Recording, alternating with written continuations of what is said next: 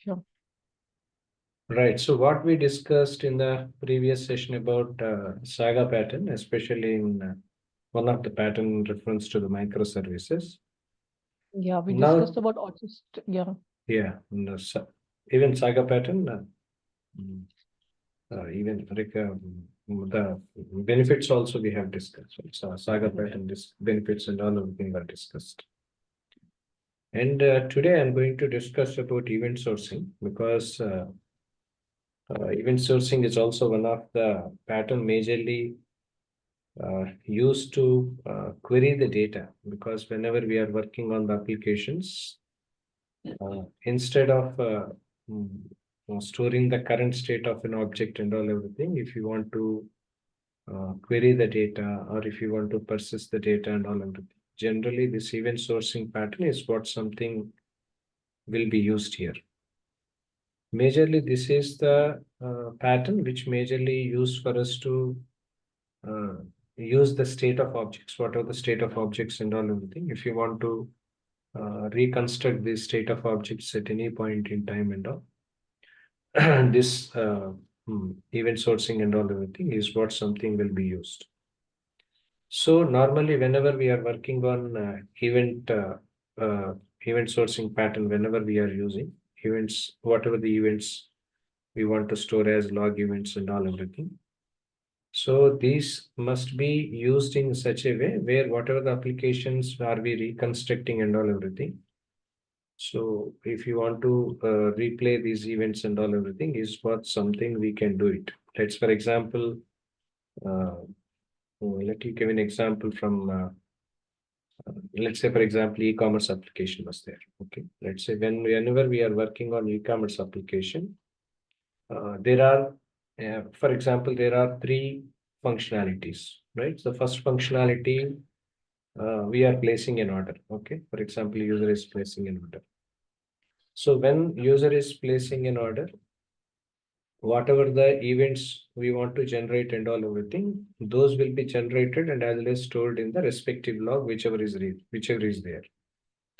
At the same time, whenever there is an order, once the order was requested by the user, assume that, for example, we want to ship it to the customer and all that. So whatever the shipment details, whatever the events which are generated relating to the shipment and all of the thing, these will be stored in the log subsequently. This is one more point.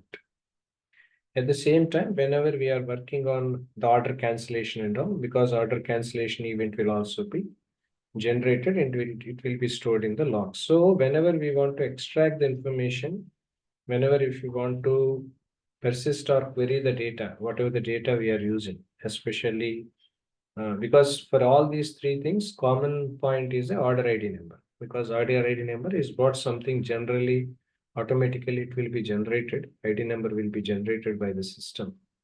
So the same ID number, based on the ID number, we can track all that, right? So who has ordered, right? So whether the shipment was sent back or not, right? So whether if it was cancelled, the status of cancellation, everything we will be knowing. So the event pattern and event sourcing pattern majorly used to persist and as well as query the data, especially in the application and all that. Because so that whenever we want to use any kind of events and all everything is what something will be helpful when we are working on it. Majorly, we need to understand about the benefits, right? So what are the benefits in reference to the event sourcing pattern is what something we need to know. So the benefits of event sourcing pattern as follows. Do you want to write down it or do you want me to write here? Anything is fine. I'm writing Right. also. Okay, Yeah. right. So benefits, you can write down the benefits. The first benefit, you can write down the benefits. The first benefit, or Okay. right. The first benefit is auditability. The first benefit is auditability. Second will be called as scalability. Second will be called as scalability. The third one is called flexibility. And last one is called fault tolerance. Okay, these are the four benefits will be there. whenever we are working on event sourcing pattern, because event sourcing pattern in microservices, the advantages are auditability, scalability, flexibility, and fault tolerance, all that. Now, what is meant by auditability? Please write them. As far as auditability is concerned, please make a note. As far as Yeah, I'm auditability making it. Yeah. itself is concerned, whatever the changes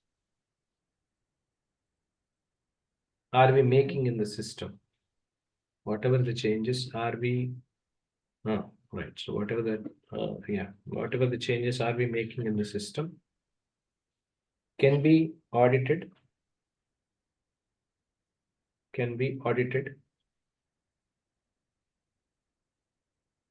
and tracked back to the source.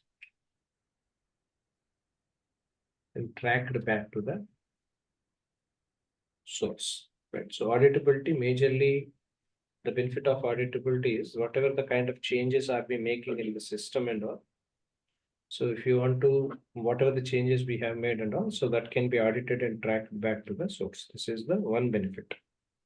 The second, Okay. scalability. The events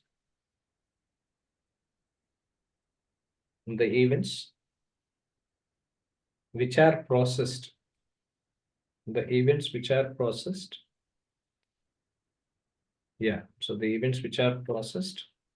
parallelly in an application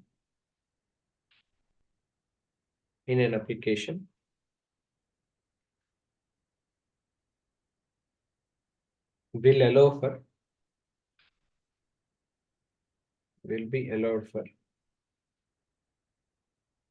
better scalability.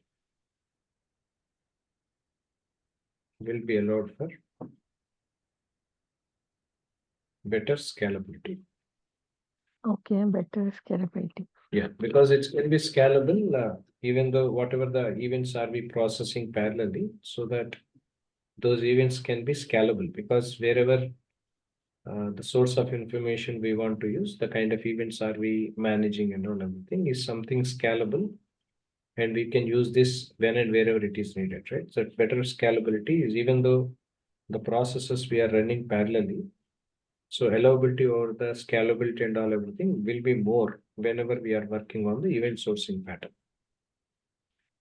Third one, flexibility.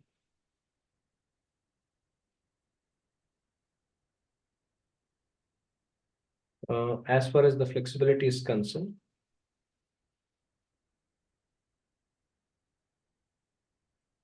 it is Yes. possible to It is possible. to change the way of the data, which is queried, means query of data, and Okay. is queried, and as well as persisted Okay.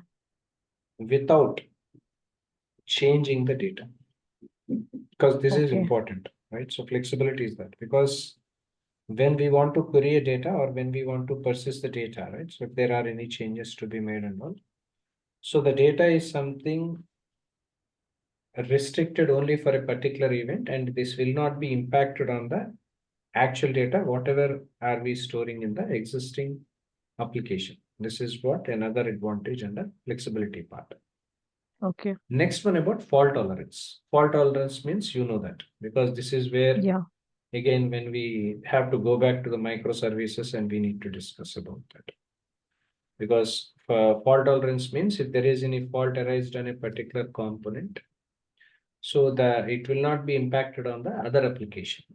Okay, it will not be impacted on the other application. That was the reason fault tolerance was that, right? So that particular fault can be addressed by us effectively, so that it won't get impacted and affected on the other components and all of it, right? So this is what one more benefit under the event sourcing pattern under microservices. Clear to you? Understood? Yeah. Yes. Right. So this is which we call it as event sourcing pattern. Now, when we are talking about CQRS, right? So what is meant by CQRS pattern is, right? So this is what generally the CQRS pattern is all about. So CQRS pattern majorly useful for us to separate the kind of commands, whatever are we using, especially when we are working on the operators, queries and all everything, for a separate models, whatever we are creating and all everything. So that's what generally CQRS is what something we use, like command model, right? So query model, all that, right? So CQRS majorly first that. So you can please write it. CQRS, Okay. which full form of CQRS you can write. Command, query, responsibility, Okay. and segregation. This is what CQRS, the detailed form of CQRS design pattern was that. Command, query, responsibility, and segregation. Okay. Okay, right. So Command queries. Yeah. command, because whatever the events we are working on, right? So commanding the data, the commanding of data, query of the data, responsibility over the output, segregation of data, right? So this is where majorly it focuses on. Now, CQRS pattern, please write it. CQRS pattern.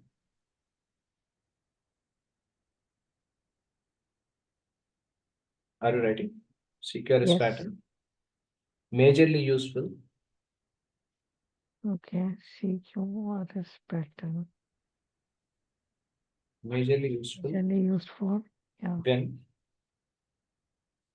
Majorly used to. majorly useful to useful when Majorly when useful. separating of commands, Separating the commands using using writing operators and queries writing operators and queries and queries into a separate model. into a separate Separate model. model. As continuation, you can write it as Okay. comma As continuation. As mhm, it has its own database, it has its own database which has a model, which has a which has a model, yeah, model to write data, to write data, to write the data, as well as same model will also be used. Same model will also be used for reading data. yeah, For reading data, for reading the data. right? So in this Yeah. next paragraph, you can write in this Hmm. model, in this pattern, it's better in this pattern, in the Yeah. CQRS pattern, Yes. command model Command model receives commands from the client client, yeah, and transfer it to the database. And transfer it to the database. This is where database. generally Okay. command model will be used for. Okay. Whereas when it comes to query model, which majorly read the data from the database Reads data from database. and sends data to the client.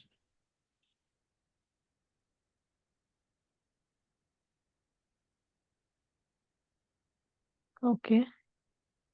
Understood? Clear? Right. Yeah.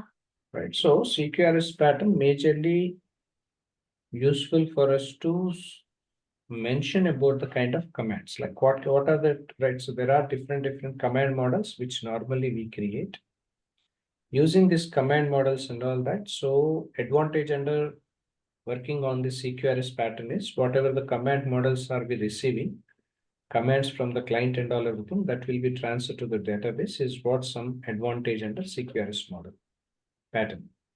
Next, when it comes to the query part itself is concerned, which reads the database and all, again, it sends the data to the client whenever it is required when we are working on the application. Clear. right? Aishwarya, listening? Yeah, that's fine. Right. So this is where generally this CQRS pattern is something which is majorly used, because if you want to write the database or if you want to query the database, because if you can see through user interfaces and all, a client has given a command. Okay. So whatever the command was given and all everything, this is something useful for us to write the database, because normally we create database tables, whatever is required. So whatever the tables we have created and all, whatever the database information are we providing, this is all something will be uploaded here. This is where generally writing the database tables and all everything are being used. Next, at the same time, through user interfaces and all, whatever the queries we have generated to read the database and all everything will also receives it, and as well as it sends the data to the client whenever it is something required. So for that purpose, generally CQRS data and all everything is what something which will be used. Understood? Clear? Right? Yes. Right. So normally, because as far as CQRS model or CQRS design patterns itself is concerned, generally we have a different command lines wherein if you want to write any kind of product information, right? So if you want to write any product information, or else if you want to separate any kind of query models for reading the product information and all everything. So we have a separate command models and all everything, which are as separate. That's what generally the advantage, wherein it will be used especially whenever we are working on CQRS design pattern. Majorly, these command models and all everything we uses when we want to optimize fast writing, right? So at the same time, whenever we want to optimize reading and all everything, generally these query models and all everything are something useful to useful in microservices. Then this situation arises when we are working on the application. Clear, Aishwarya? Yes. Right. So this is what about these two